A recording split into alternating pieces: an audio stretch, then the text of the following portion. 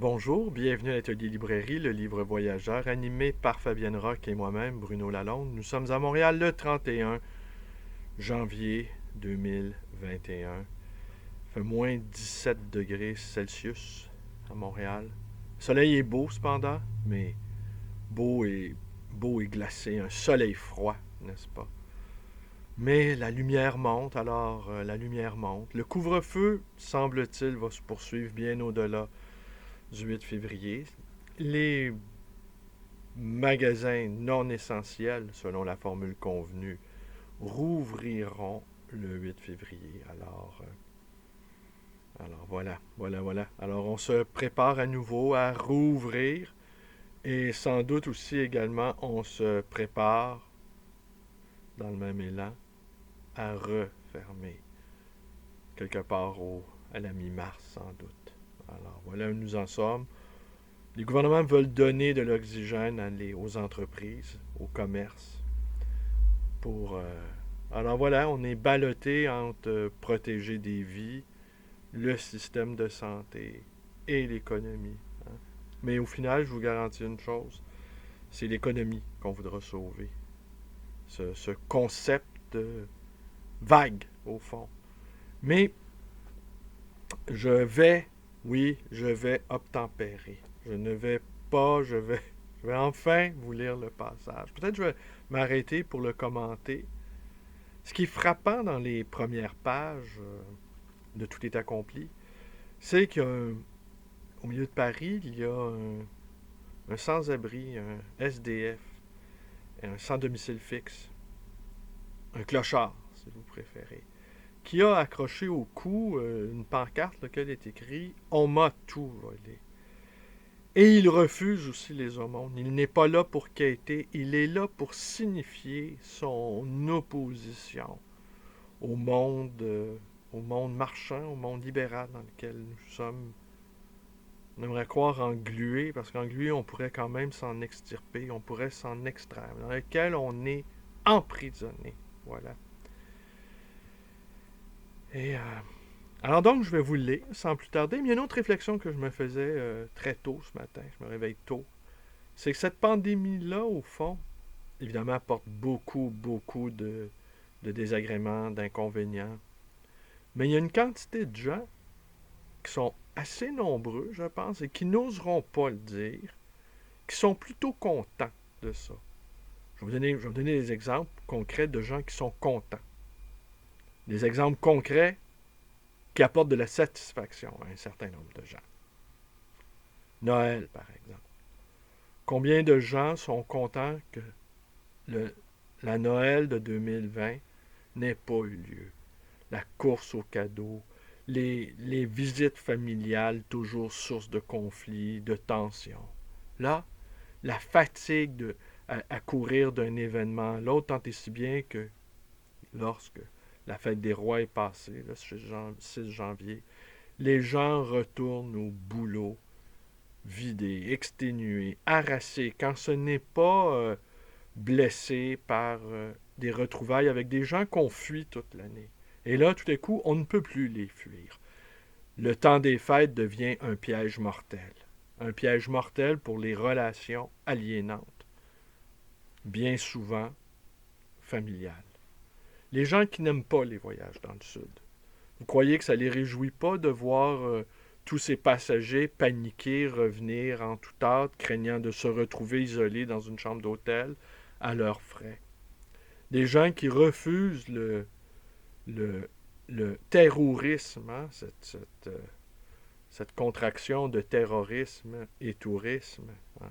Les tourismes, comme bien d'autres avant moi l'ont dit, ces armes de destruction massive. Alors, et combien de gens, au fond, s'opposent à ça? Hein? S'opposent à ça et qui sont contents de voir que ça n'a plus lieu. Les gens qui n'aiment pas fréquenter les restaurants. À Montréal, il y a plein de restaurants. Je pense qu'une partie, il y a quelqu'un qui écrivait que il y a un analyste économique qui écrivait que le premier ministre François Legault était un adepte des théories de Schumpeter et de la destruction créatrice. Qu'il était au fond, François Legault, qui est un homme d'affaires, un entrepreneur. Et de ce point de vue-là, les hommes d'affaires et les gens d'affaires et les entrepreneurs ne s'attendent, ont parfois une certaine dureté, disons. Et, euh, et sans doute, nous sommes nombreux à juger qu'il y a beaucoup, beaucoup trop de restaurants. Alors donc, que les uns et les autres ferment, je crois, il y a des gens que ça laisse de glace. Le sport professionnel, il y a des gens qui ne supportent pas le sport professionnel. Ces enfants gâtés payaient des salaires faramineux, euh, de les voir jouer dans des salles, dans des arénas déserts, eh bien, ça les réjouit. De même que, et ça c'est un phénomène assez étonnant, les statistiques, les cotes d'écoute concernant le sport professionnel sont en chute libre. Les gens désertent en nombre important le petit écran présentant les sports professionnels. J'avais lu il y a quelques années une étude que si Coca-Cola cessait de faire de la publicité massive pendant quelques années, d'abord plus personne n'en boirait et plus personne ne se souviendrait même que ça existait. Alors il faut toujours, toujours, toujours occuper le terrain. Il faut toujours occuper le temps de cerveau disponible. On n'en a jamais eu autant, hein, selon selon plusieurs, on n'en a jamais eu autant et jamais on en a si mal disposé.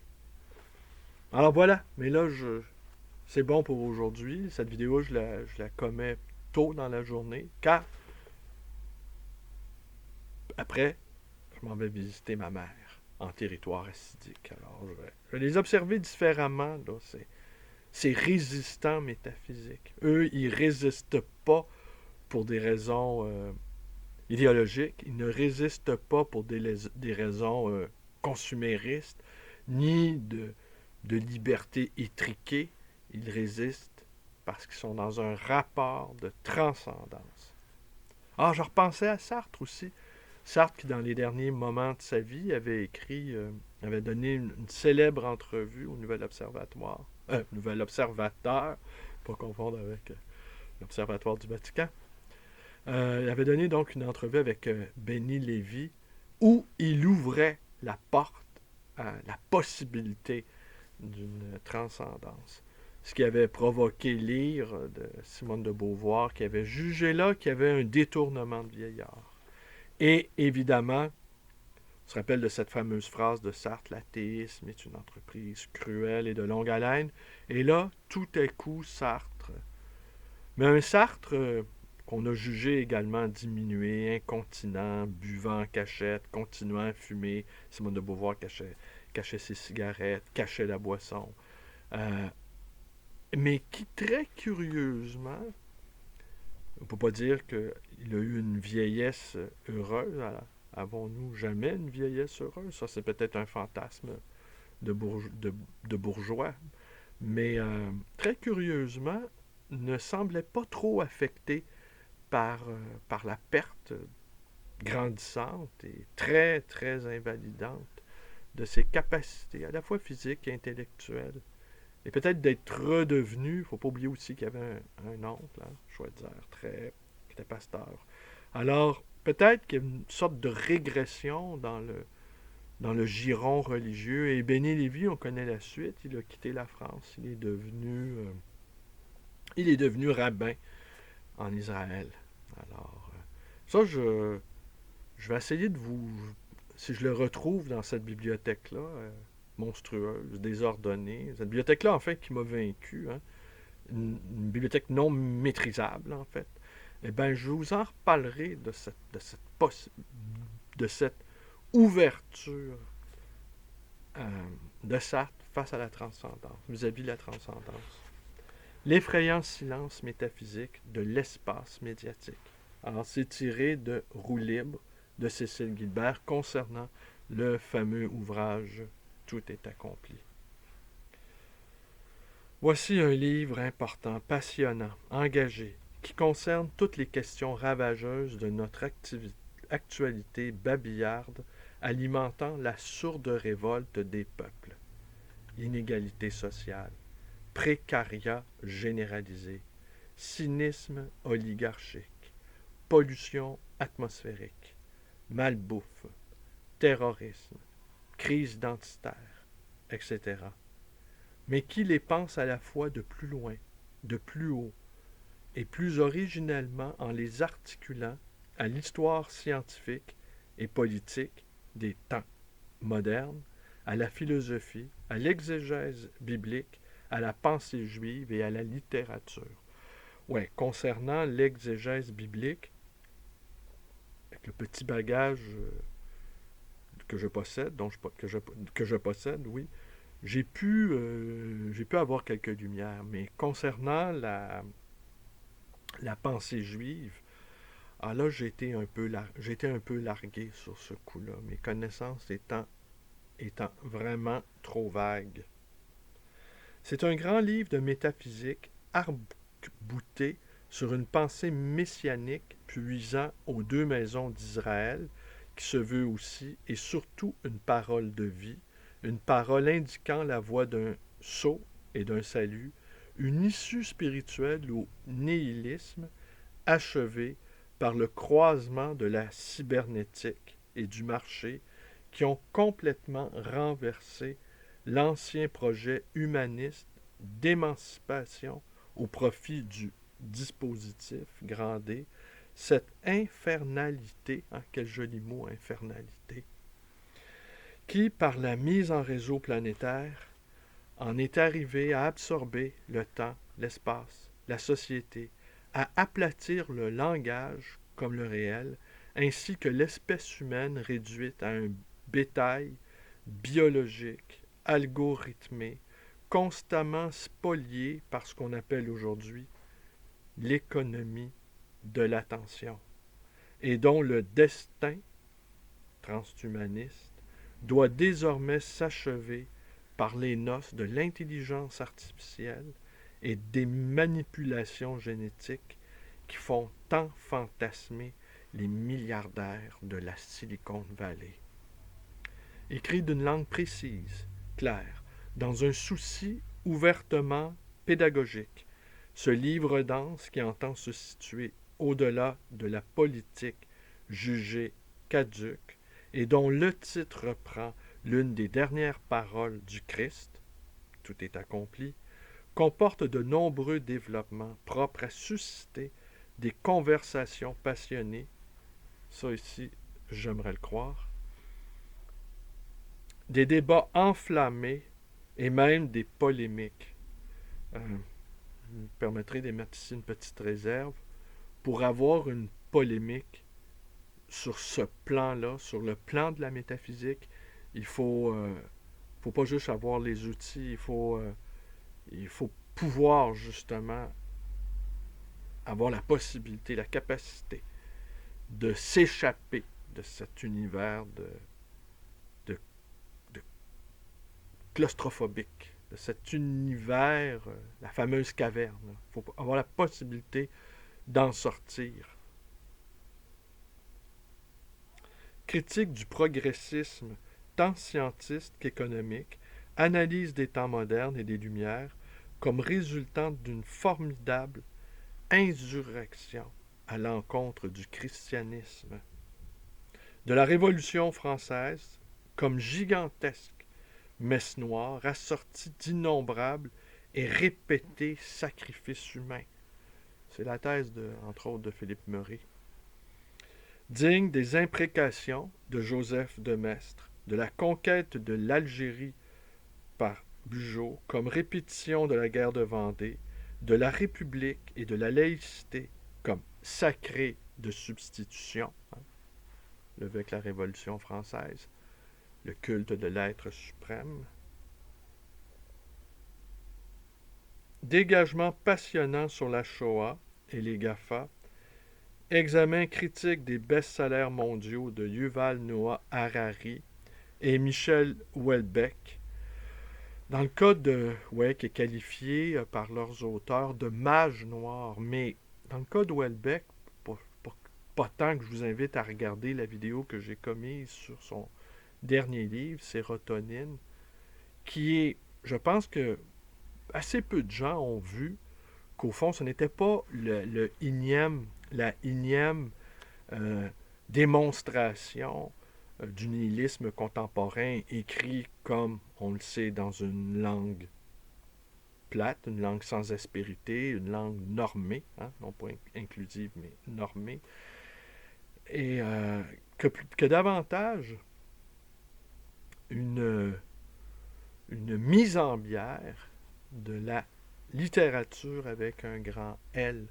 Les dernières pages, les toutes dernières pages, c'est une descente en règle de l'univers, ou c'est de l'univers littéraire, où c'est l'avancée euh, revancharde et malhonnête de notre modernité entrant dans le post-littéraire.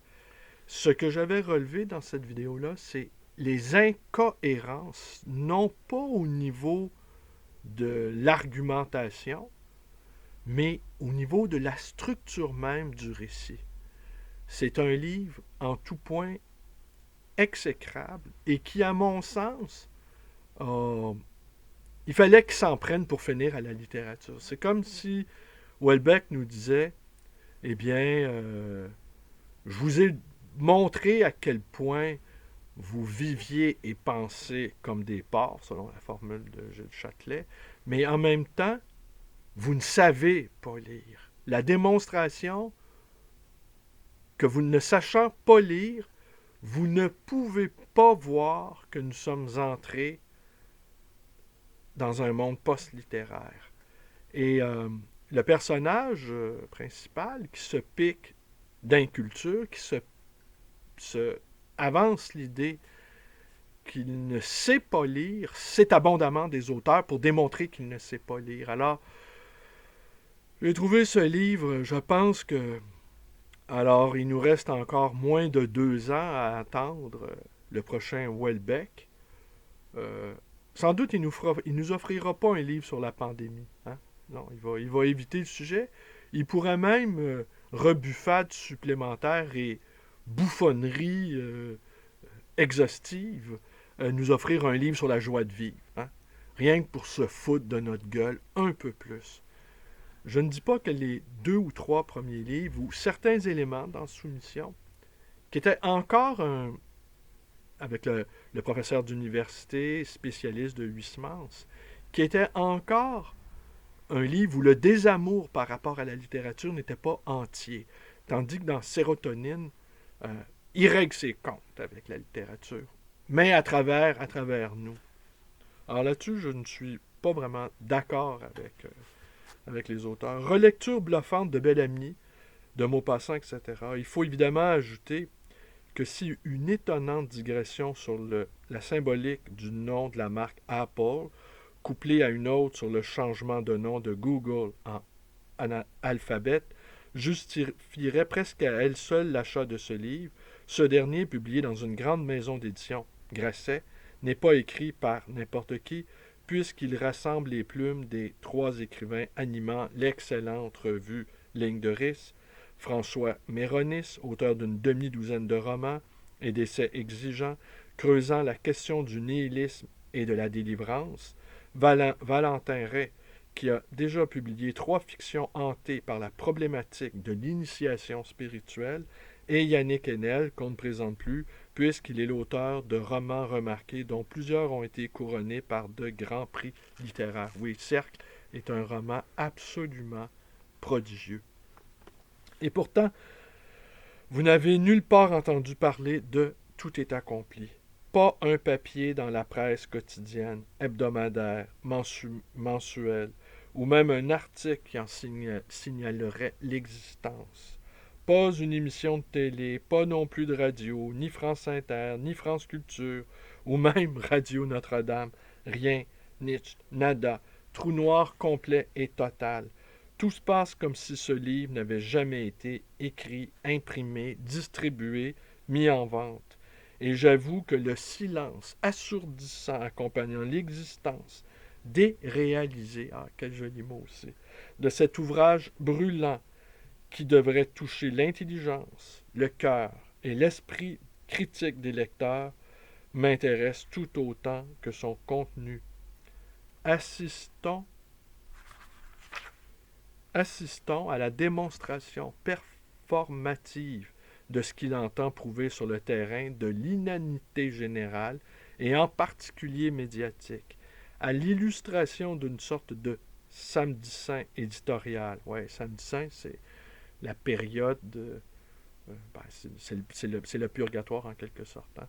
C'est la période où le Christ n'est... en fait, tout est mort. Hein? Le samedi saint, on est à la veille de la résurrection, mais rien encore ne s'est passé. Et peut-être que rien ne se passera non plus. Il faut se tenir, il faut savoir se tenir dans l'espérance ici. Et l'espérance est nue, l'espérance exigeante, l'espérance. Et c'est aussi la percée, la saillie, au fond, que nous offrent les temps nihilistes dans lesquels nous sommes incarcérés. Hein. Éditorial où la promesse du royaume semble anéantie par l'économie spectaculaire qui en figure la ténèbre. Chez nous, tout se concentre sur le spirituel. Nous sommes devenus pauvres pour devenir riches, écrivait Hölderlin. Puisse cette sentence, qui console des surdités contemporaines, rasséréner un peu les valeureux auteurs de Tout est accompli. Alors c'est sûr, c'est étonnant, le silence, mais est-ce un silence si étonnant? Moi, je ne crois pas. Je pense que ce livre-là a... S'il avait été reçu, comme le dit Cécile Guilbert, qu'il avait déchaîné les passions, la polémique, la réflexion, eh bien, ça aurait démontré d'une certaine manière que les thèses proposées dans cet ouvrage eh bien, sont invalidées par la conversation, par la discussion. Les conversations, les discussions, les réflexions auront lieu,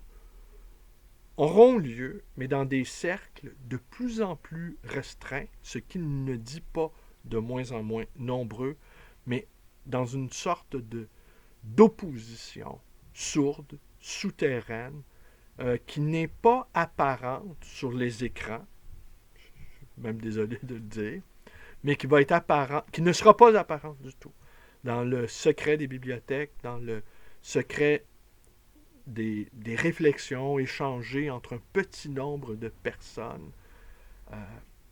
Je pense que c'est ce qui nous attend. Alors, hier, la vidéo elle s'est terminée abruptement pour une seule et unique raison, c'est que mon disque dur était plein. Alors, j'ai éliminé quelques fichiers et là, je regarde le temps. Je ne souhaite pas que davantage remplir ce disque dur. Il va bien falloir que certains fichiers, en tout cas toutes mes vidéos sont là-dessus, donc pas quelques centaines, peut-être 200, en tout cas, dans les deux dernières années. Alors, je vous dis merci. Alors, je vous invite, ce livre-là, donc, m'a beaucoup plu. J'ai aimé la défense de la langue française, la défense du dessin, l'attaque contre l'écriture inclusive, l'art inféodé à la technologie, la défense du dessin, la défense de certains auteurs comme Guy Dupré, que personne ne lit, mais c'est presque devenu, à mon avis, dire un auteur qui n'est pas lu, c'est la norme, c'est la règle. C'est comme ça. Et certains livres trouvent une poignée de lecteurs. Et honnêtement, c'est bien suffisant parfois. Alors, voilà, je n'en dis pas davantage. Alors, c'est donc, je vous le montre à l'écran, Cécile Guilbert, Roue libre. C'était son 13e, si je ne m'abuse, ouvrage, comme je vous ai dit dans une des vidéos que j'ai commises il y a quelques jours. J'ai lu tous ses livres, étonnamment. J'ai lu également tous les livres, à part peut-être pas peut-être, je n'ai pas lu le dernier livre de, de Yannick Enel consacré au Caravage, je ne l'ai pas lu. Et cependant, j'ai lu tous les livres de François Méronis. Alors, j'ai été étonné, je pense que Méronis fait de temps à autre des apparitions publiques, il défend son ouvrage. Et il défend, en tout cas cet ouvrage-là, il le défend avec ses deux autres collègues. J'étais étonné de le voir apparaître ici et là sur les réseaux. Mais voilà, téléphone sonne. Merci, bonne journée à tous.